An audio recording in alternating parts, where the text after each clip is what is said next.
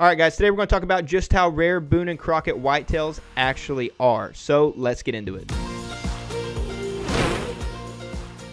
Now, before we get started, let's talk about what makes a buck Boone and Crockett, or Booner as a lot of people like to call it. Now, there are two types of minimum entry scores that classify a deer as a Booner. The first minimum would be the 3-year record book, and the second being the all-time record book. For a typical racked buck, the minimum for the 3-year record book would need to be 160 inches net or greater, and for the all-time, the minimum would need to be 170 inches net or greater. Now, for the non-typical side, the minimum for the 3-year award would have to be 185 inches, and for the all-time, it would have to be 195 minimum. So with all that being said, there are roughly 10 million hunters in the woods per year, and out of that 10 million, there are only 500 bucks that get entered in as Boone and Crockett. Therefore, your chances of actually harvesting one are 1 in 20,000, but depending on where you hunt, those odds could be better or worse. For example, in Wisconsin, they have roughly 600,000 deer hunters in the woods per year, and they average around 130 Boone and Crockett entries per year. So your odds are 1 in 4,500. Now, that's still kind of crazy, but it's better. Now, I understand these numbers are not exact because there's always going to be people that shoot a Boone and Crockett class deer